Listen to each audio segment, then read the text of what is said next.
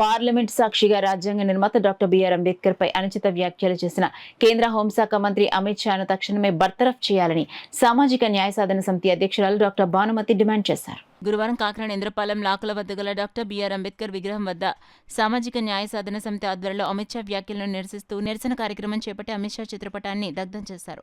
ఈ సందర్భంగా సామాజిక న్యాయ సాధన సమితి అధ్యక్షురాలు డాక్టర్ భానుమతి మాట్లాడుతూ కేంద్ర హోంశాఖ మంత్రిగా ఉన్న అమిత్ షా అంబేద్కర్ పై చేసిన వ్యాఖ్యలను తీవ్రంగా ఖండిస్తున్నామన్నారు. తక్షణమే అమిత్ షా క్షమాపణ చెప్పి తన వ్యాఖ్యలను ఉపసంహరించుకోవాలని డిమాండ్ చేస్తున్నామన్నారు.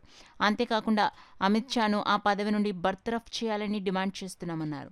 ఈ కార్యక్రమంలో వివిధ దళిత బహుజన ప్రజా సంఘాల నాయకులు, సామాజిక న్యాయ సాధన సమితి సభ్యులు పెద్ద సంఖ్యలో పాల్గొన్నారు. అంటరానితనం ఏదైతే ఉన్నదో మనుషులుగా చూడండి, ఒక పశువులుగా చూసేటువంటి ఈ యొక్క దేశంలో మాకు అందరికీ ఒక స్వేచ్ఛను కలిగించి రాజ్యాంగాన్ని ఇచ్చినటువంటి బాబాసాహెబ్ అంబేద్కర్ గారి మరి ఆ విధంగా మాట్లాడటం మరి అమిత్ షాకి చాలా దురదృష్టకరం. మరి ఆయన ఆ పదవిలో ఉంటాకి అర్హుడు కాదు. మరి ఆయన ఎంతనే ప్రభుత్వం అతను బర్తరఫ్ చేయాలి.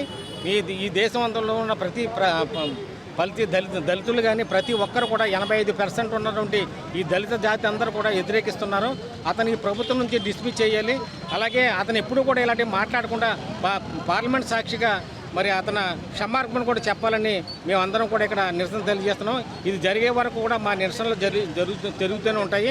మా సత్తా ఏంటో మేము మరి దేశానికి చూపిస్తాం ఒకసారి అని ఈ విషయం ఈ అందరి ముందు తెలియజేస్తున్నాం.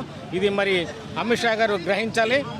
ప్రభుత్వం కూడా తెలుసుకుని మరి ఎప్పుడు కూడా మరి ఎటువంటి తప్పుడు మాట్లాడకుండా బుద్ధిగా ఉండాలని మేము తెలియజేస్తున్నాం. అర్థం సృష్టి క్రియేట్ చేసిందే. అంచేత నీవు ప్రత్యేకించి ఆ రాజ్యాంగాన్ని నెత్తి మీద పెట్టుకుని ముఖ్యమైన ప్రధానమంత్రి ప్రమాణకం చేశాడు. నీవేమో రాజ్యాంగ క్రమంగా నువ్వు ప్రమాణకం చేసావు. మరి రాజ్యాంగాన్ని రాసినటువంటి అంబేద్కర్ ప్రపంచ దేశాలన్నీ పొగుడుతుంటే నీవేమో నోటుకు వచ్చినట్టు మాట్లాడటం చాలా సముచితం కాదు. నువ్వు వాదాలో ఉండడానికి అర్హుడు కాదు. దయచేసి నీవే దానికి తప్పని ఒప్పుకొని బయటికి పోవాలి. అంచేత నువ్వు వెళ్ళే వరకు కూడా నువ్వు బయటికి నిన్ను బర్తరఫ్ చేసే వరకు కూడా మేమంతా ఈ ఉద్యమాన్ని ఎలాగ సాగిస్తున్నాం. ఇది మనువాదం నువ్వు రాజ్యాంగాన్ని తీసుకురావడానికి ప్రయత్నం చేస్తున్నాం. అది ఎప్పటికీ జరగదని ఘంటాబద్ధంగా చెప్తున్నాం. అలాగే జరిగితే ఈ 85% మంది కూడా నీకు సరైన బుద్ధి చెప్తారు. రోడ్డు మీద తిరగవలసి వస్తుంది. నువ్వు మనవి చేస్తూ సెలవు తీసుకుంటావు. అంబేద్కర్ అని అనడం ఒక ఫ్యాషన్ అయిపోయింది ఈ రోజుల్లో.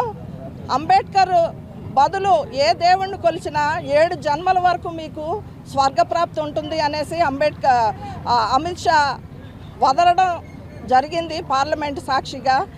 దాన్ని మేము తీవ్రంగా ఖండిస్తున్నాము.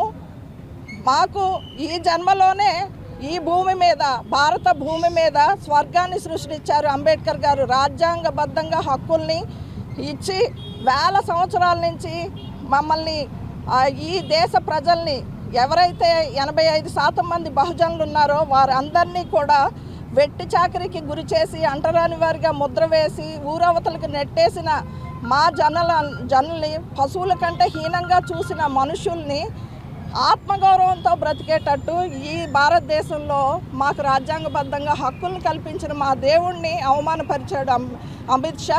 దీన్ని మేము తీవ్రంగా ఖండిస్తున్నాము.